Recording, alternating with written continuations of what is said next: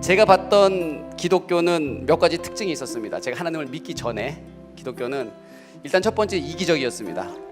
왜냐하면 다른 종교는 서로를 인정하는데 기독교는 유독 다른 종교를 인정하지 않는 거예요. 제가 그 모습을 보면서 야, 정말 저 사람들 이기적이다 라는 생각이 처음에 딱 들었습니다. 그 다음에 또 하나는 뭐냐면 제가 기독교인들을 보니까 저 사람들은 서로 사랑하라고 얘기하는데 자신들이 사랑하지 않는 거예요.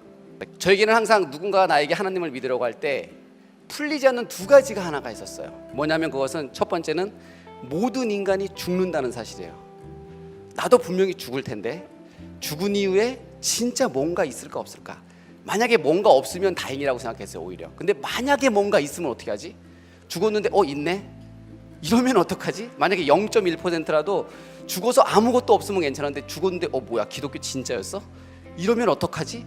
여기에 대한 확신이 제가 없는 거예요. 또 하나는 뭐냐면 제가 과학적으로 설명할 수 없는 영적인 존재인 하나님 했을 때는 도저히 하나도 믿어지지가 않았어요. 그런데 제가 어느 날 똑같이 과학적으로 설명할 수 없는 영적인 존재인 귀신 했을 때는 귀신은 있을 수도 있겠다라는 생각이 드는 거예요. 그런데 그 순간 제가 어떤 생각이 들었냐면 과학적으로 설명할 수 없는 영적인 존재인 귀신이 있을 가능성이 50% 있다면 똑같이 과학적으로 설명할 수 없는 영적인 존재인 하나님도 있을 수 있겠다. 그럼 한번 확인해 봐야 되겠다. 그래서 제가 어떻게 기도드렸냐면 하나님께 이렇게 기도드렸어요. 정말 하나님이 살아계시다면 내 앞에 잠깐 나타났다가 사라져 보세요. 그런데 그냥 하나님이 있으니까 믿어라? 이 이야기는 제가 절대 믿지 못하는 거예요. 그러면 제가 이 말을 무시하면 되잖아요. 그런데 왜 무시하지 못했냐면 왜 일주일이 6일일 수도 있고 8일일 수도 있는데 왜 7일이죠? 성경에서 하나님께서 6일 동안 천지를 창조하시고 7일째 쉬셨어요. 저는 인정하지 않는데 인류 역사가 기독교를 인정하는 거예요. 그때 제가 어떤 일을 했냐면 성경 공부를 시작했어요. 왜냐하면 뭔가 있을 것 같았거든요.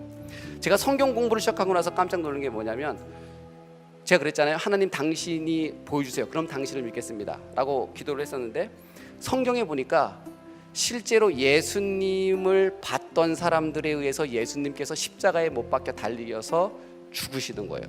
그걸 제가 보면서 뭘 느꼈냐면 눈으로 보는 것이 믿음을 증명하는 것이 아니구나 라는 생각이 들었어요. 그리고 제가 성인이 됐을 때 저에게는 어떤 질문을 제가 많이 받았냐면 이런 질문을 되게 많이 받았어요. 누군가가 저에게 너는 누구를 믿니? 라고 말할 때 나는 나 자신을 믿지. 그런데 제가 시간이 좀 지나고 나서 하나님을 믿고 나서 보니까 내 삶의 주인이 나라는 사실, 그리고 내가 나를 믿는다는 사실은 정말 엉터리라는 사실을 제가 발견하게 됐습니다. 자, 제가 한 가지 예를 한번 들어볼게요. 만약에 우리가 각자가 자신의 삶이 자신이 주인이어서 자신의 인생을 자신이 디자인한다 라고 만약에 생각한다면 여러분들 어떻게 디자인하시겠어요? 인생에서 가장 중요한 게 뭐가 있을까요? 제가 느끼기엔 첫 번째 국적, 어느 나라에서 태어나는가, 이거 너무 중요하죠. 그 다음에 성별, 시기, 그 다음에 부모, 혈액형, 키, 이건 아니죠. 축구선수가 하기에. 생김새, 이렇게 생기면 안 되죠. 자, 제가 지금 언급한 것들은 우리 삶을 만약에 우리가 디자인한다면 너무나 중요한 것들이잖아요. 그런데 우리는 이 중요한 것들 중에서 하나도 내가 결정한 게 없습니다. 그러면 우리는 무엇을 결정하고 사는가? 무엇을 입을까? 무엇을 먹을까? 어디를 갈까? 뭘 할까? 짜장면을 먹으면 어떻고 된장찌개를 먹으면 어떻습니까? 스웨터를 입으면 어떻고 반팔을 입으면 어떻습니까? 내가 결정하면서 아무런 의미 없는 것들, 어떤 것을 결정해도 내 인생에 그 어떤 영향을 주지 않는 것들을 고작 결정하면서 제가 제 스스로 내 삶의 주인이 나다라고 착각하면서 살아왔더라고요. 하나님을 믿고 나서 경험했던 것 한 가지를 제가 좀 이야기해드리고 싶은데요. 제가 2002년 월드컵이 끝나고 나서 저에게는 한 가지 꿈이 있었습니다. 어떤 꿈이 있었냐면 유럽에서 선수 생활을 하고 싶었어요. 그런데 여러분 보시다시피 제 키나 제 체력으로 봐서는 이 체력과 키로서는 유럽에 가서 축구 선수 생활을 할 수 없었어요. 그런데 제가 2002년 월드컵이 끝나고 6개월 동안 매일같이 새벽 기도를 했어요. 하나님 저 유럽에 보내주세요 라고 새벽 기도를 했습니다. 물론 저는 그 기도가 잘못된 기도라는 것도 알고 있었어요. 왜냐하면 제가 성경 공부를 통해서 하나님을 믿는 것이 우리가 하나님을 이용해서 뭔가 얻어내는 것이 믿음이 아니라는 사실을 저는 그때도 성경 공부를 통해서 알고 있었거든요. 여러분 모두가 다 아는 것처럼 미신과 믿음이 있는데, 미신은 나 자신은 변하지 않은 채 신의 마음을 바꿔서 내가 원하는 것을 얻어내는 것, 이거는 미신이죠. 그런데 믿음은 뭐냐면 여러분들께서 다 아시는 것처럼 절대자이신 그분, 틀리지 않는 그분 앞에 내가 나아가서 잘못된 내가 바뀌는 것이 믿음이거든요. 그런데 제가 하나님 저 유럽에 보내주세요 라고 말하는 이 기도는 미신적인 기도 같은 거예요. 뭔가 잘못됐다라는 생각이 들었어요.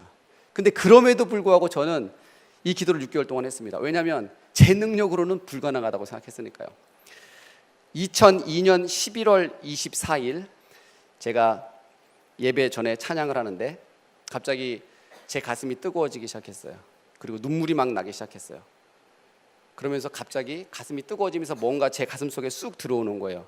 그리고 나서 한 가지 음성이 들리는데, 하나님의 음성이 들리는데 뭐라고 들리냐면 이런 음성이 들리는 거예요. 갑자기 내가 너를 유럽에 보내주겠다. 그리고 나서 2주 있다가 히딩크 감독님이 2002년 월드컵이 끝나고 네덜란드 PSV 아인토벤이라는 팀의 감독으로 가셨거든요. 제가 그 음성을 듣고 2주 후에 갑자기 히딩크 감독님이 한국에 오셨고 저를 갑자기 불렀어요. 근데 저는 정말 아무 생각 없이 그곳에 갔는데 히딩크 감독님이 저에게 스카우트 제의를 하셨어요. 그리고 4주 후에 제가 PSV 아인토벤하고 사인하고 네덜란드에 진출했습니다. 저는 많은 사람들이 저에게 묻습니다. 어떻게 유럽에 갔냐고요. 그런데 저는 확실한 것 하나는 제가 실력이 있어서 가는 것이 아니라 저는 정말 하나님께서 보내주셨어요.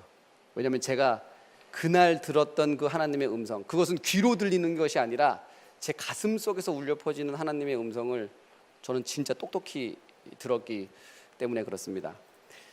한 가지 이야기를 하겠습니다. 프랑스 17세기를 살았던 프랑스의 수학자 겸 물리학자 겸 신학자였던 파스칼이 어떤 이야기를 했냐면 이런 이야기를 했어요. 인생은 도박이다 라는 이야기를 했습니다. 모든 인간은 결정을 한다는 거예요. 무슨 결정을 하는가?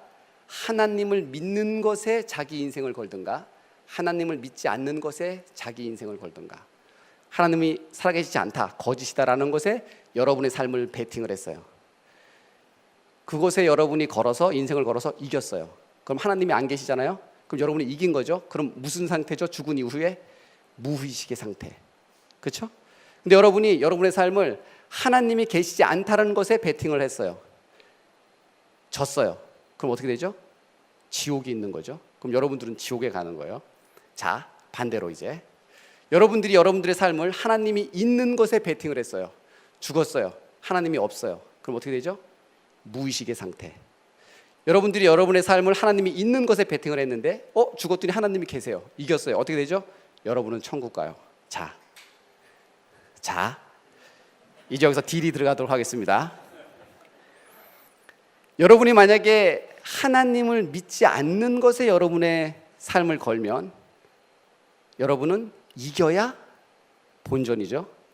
근데 만약에 여러분들이 하나님이 계신 것에 여러분들의 삶을 걸면 어떻게 되죠? 저도 본전이에요. 무엇을 선택하시겠습니까?